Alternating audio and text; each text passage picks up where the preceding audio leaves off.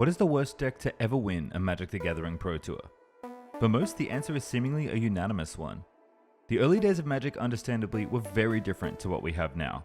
Power disparity between cards was more polarized, people were worse at both playing and building decks, and the pre-internet era meant that player strength and deck technology was based more on geography than it is now. Across the game's history though, Sweden's Olle Rade might have one of the most unique dichotomies of any player. Olle is both one of the best players to ever play the game, a first-class Magic Hall of Famer, and the recipient of the first ever Player of the Year title. He's also widely believed to have played the worst deck to ever win a Pro Tour.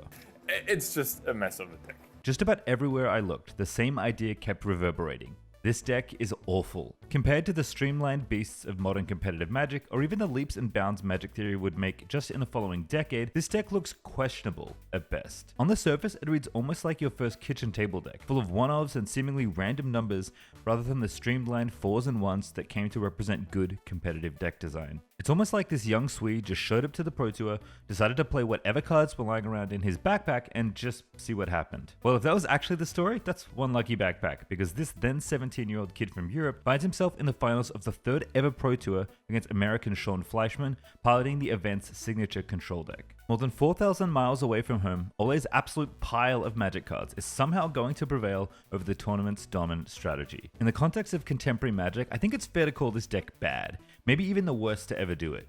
There's a lot we didn't know about competitive Magic back in 1996, but even here, Olle demonstrated an understanding of deck building, metagaming, and even individual play skill that let him take over this event. Sure, this deck's terrible. Do you want to know a secret?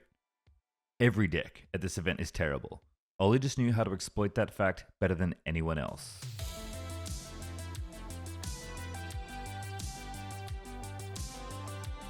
The year is 1996 and Magic has taken the world by storm. So much so that Wizards of the Coast has taken this year to kick off the Black Lotus Pro Tour, which is what the original tour was called until it was quickly shortened to the Pro Tour we still know and love today. The season began in New York with American Michael Leconto winning the first ever PT, nicknamed Pro Tour Speed Dial, because the primary way to qualify was to pick up the phone and call in before the tournament capped out. Following that was the first ever limited Pro Tour featuring 4th edition Homelands Draft, won by one of the earliest Magic celebrities, Sean the Hammer Regner, who proved that Booster Draft was very much a skill testing format, at a time where Constructed was considered the superior intellectual format. So after visiting 2 of the largest metro areas in the United States, where would the tour stop next but Columbus, Ohio, where the first regular Constructed event of the year would be held. See, in part, the Pro Tour was, and largely still is, a marketing vehicle for the game of Magic, and a lot of the decisions about what format should be played this first year of the tour seem to reflect that. While I won't touch on the very unique format of Pro Tour 1 in this video, let's just say it was designed to showcase as many of the newly printed cards as possible. In a way, the format for Pro Tour Columbus fits this bill too.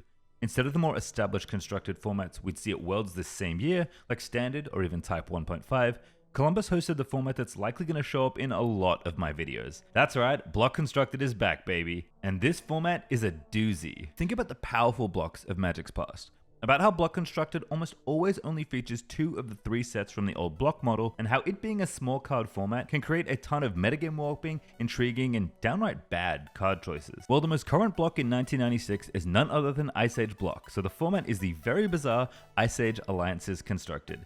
Those were the only 2 sets allowed. This is especially funny when you consider the Ice Age block was never officially finished until 2006 with the release of Cold Snap. The very same sets that featured Eternal Magic staples Swords to Plowshares and the iconic Force of Will, likely the best counterspell ever printed, also shared the spotlight with cards like Kaldroran Knight and Force Void. One of the consistent maxims about early competitive Magic is that the spells are so much better than the creatures. This is still true arguably in current day Vintage, where Black Lotus and Ancestral Recall are still some of the best cards you can cast across Magic's history, even with creatures becoming more and more ubiquitously powerful in today's game. This idea also rings very true in this format. With a card pool that is excruciatingly narrow, all of the available threats are terrible, and with cards like Swords, Counterspell, and Incinerate running around, there is no shortage of spells that are so good on rate, they're actually still playable today. Because of this, whether a product of prevailing Magic theory of the time, or just being the most logical choice for the card pool, the metagame for this event skewed very heavily into the block's control tools. Red and White formed the basis of 3 of the 4 top decks, all looking to capitalize on the format's best weapons: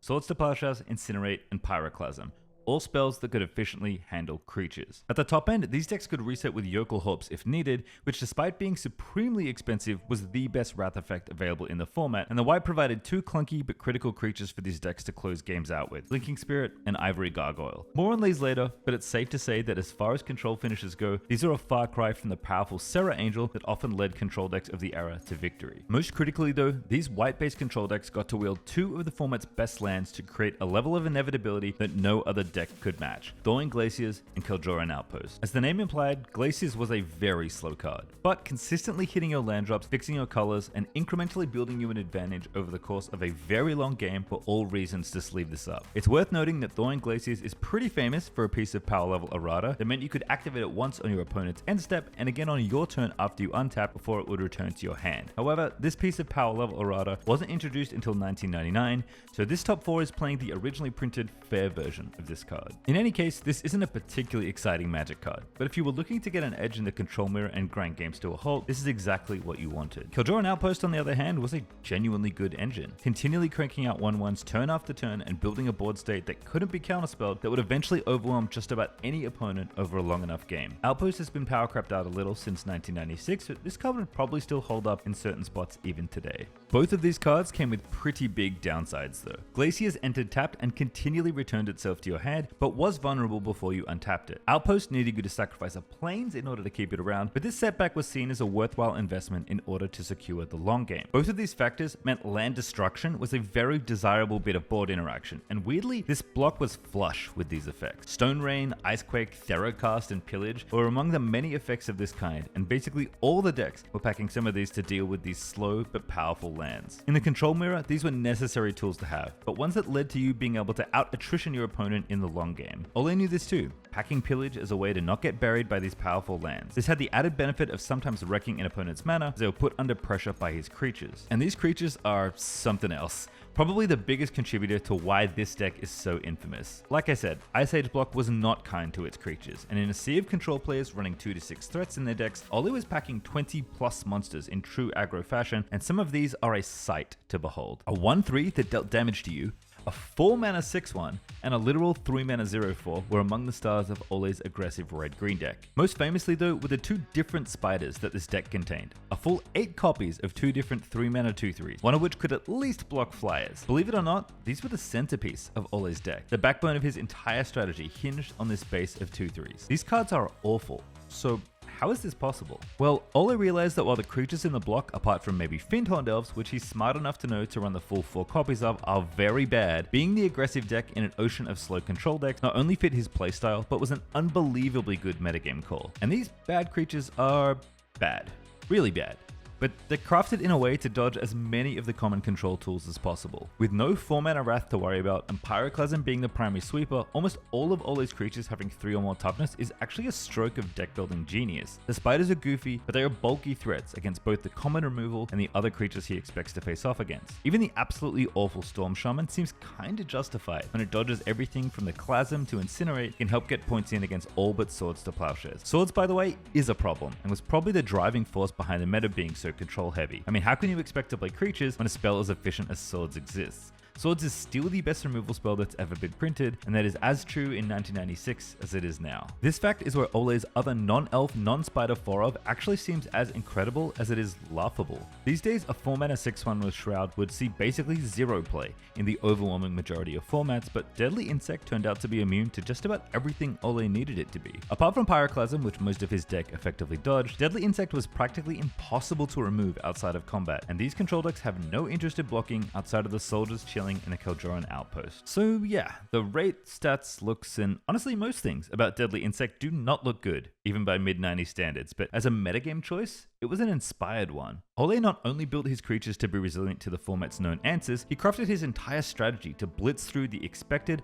plotting piles his opponents presented. And there's some good deck building principles on display here even for 1996, although it is far from perfect. 4 elves ramping into a fistful of 3-drops? Yeah, that's just a good understanding of how mana curves function in deck building, a lesson that would basically be pushed to its limit in the future when Fires of Yavimaya ran all over standard. What about a clean 18-land mana base, relying on your 6 baubles to help cantrip your way into hitting your required early land drops. I mean, it's no ponder, but this is genuinely mind-blowing to look at when we compare just a year later to Alan Comer's Turbo Xerox and even the current Legacy Delver lists. Olle even had some flood protection built into his overall plan in case he drew too many lands, one that conveniently dovetailed into a way for him to burn out opponents. Stormbind. On the surface, Stormbind looks like a terrible value proposition in the face of even Magic's early understanding of card advantage and how powerful it can be. In fact, the 5th place finisher at this event is none other than the creator of the deck, Brian Weissman, who was the first pro to really solidify the concept of card advantage. Using a marquee card draw spell like Divination as an example, this transaction is easy to understand. For 3 mana, you get 2 cards for the price of 1. If you did this enough times in various interactions across a game of Magic, you would end up with so many more cards than your opponent that winning the game would eventually feel trivial. Stormbind, on the other hand, not only asks you to invest the card itself to get anywhere, but requires you to feed cards into it in order to deal 2 damage to something. This trade in a card advantage sense is awful, especially since, say, removing a creature, which would at least be a 1-for-1 trade for the card you have to discard, wasn't even always possible because 2 just wasn't that much damage. I mean, if Olle played the mirror against himself, Stormbind would look laughably bad as a way to control the board. As a form of reach though, and a way to convert excess cards into a dead opponent, Stormbind did serve as Olle's own bit of inevitability, something he shows off in his semi-final match to clinch a spot in the final.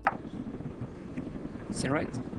Okay. So Olle is just going for it right now. It's apparent that he was down. It looks like Ratnich was at 7 life, which means Olle finishing him off with an Incinerate, 2 Stormbinds, and Olle's in the finals. The real genius of this though is present against the supposed premier threat of these slow control decks. Like I said, in a world of incredible spells, the finishers are not good in this format. After controlling the game and ramping up with Glaciers, the primary way to finish games for this control deck was using this innocuous, awful flyer called Ivory Gargoyle. Like I said, it's not just Olle's deck that's terrible in 1996. Paying 5 mana for a 2/2 with evasion was by no standards a good rate, but paired with the 6 mana Haymaker Yurkelhorps, these decks could all but guarantee victory from just about any board state.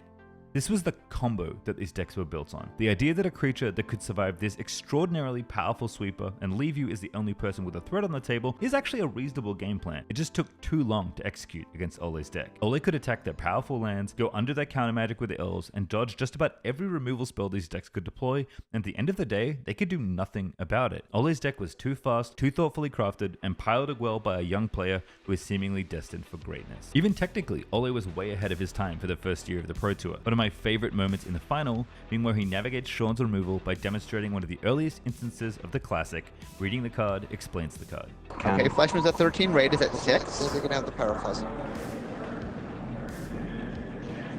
Paraplasm. He's taking 2. Against toughness bonus, he blocks a flyer. Oh, mistake. Good call. Mistake. Good call. Fleshman. Ultimately, the games went exactly to plan, with Olle consistently applying pressure against the painfully slow Glaciers deck and having his horde of mediocre but well-positioned monsters overrun the event. And when he needed it most, even in the face of the control deck combo of Ivory Gargoyle and Yurkelhorps, Olle not only recovered, but he abused the very last line of text that Gargoyle has. Skip your next draw step. See, when the Gargoyle died, it did come back, which was great for having a sticky finisher, but in the face of a resolved Stormbind, became a liability that turned the supposed card disadvantage into an endless stream of time walks. In an act that basically brought Olle's questionable deck building full circle, he proved his understanding of this format better than anyone else in the room, becoming the first European to win a Pro Tour by locking out the control player with his own card. Obviously, he's going for the Gargoyles, Yurkelhorps. Attack. Cast Yurkelhorps. Stormbind you for 2 cards. Okay, if he can get a land, lay elf, Stormbind, Stormbind, Stormbind, Stormbind, Stormbind. Fleischmann never gets another card. Yep. Now, big draw coming from Fleischmann. He needs a land. Did he get it? No. No. Game's over. Land. Oh. Okay, that makes Ali Rade the winner of the Olle went on to become a household name in Magic, eventually entering the Hall of Fame alongside an illustrious class of players for his efforts in spearheading European Magic among his many other accomplishments. While his life and hair are quite different now, Olle was immortalized for also winning the first Magic Invitational, where despite his appearance change, agreed to appear as the little Viking he was when he won the Pro Tour. Sylvan Safekeeper would eventually become Olle's invitational card, depicting the long, blonde-haired Swede atop his most fitting soldier, the same woolly spider that won him his first trophy. By today's standards, I think this deck is very bad, but in the context of early competitive Magic, it's a work of metagame ingenuity that's worth appreciating. I think it also teaches us a valuable lesson about Magic events. You don't have to be the best, you just have to be the best in the room. And in 1996, Olle and his silly looking creatures were light years ahead of everyone else. So is this the worst deck to ever win a Pro Tour? You can let me know down in the comments below. Thanks for watching. If you enjoyed the video, hit the thumbs up button until it glows blue. And if you want to see an entire Pro Tour top 8 that's worse than these card choices, you can check out this video on another infamous block constructed event.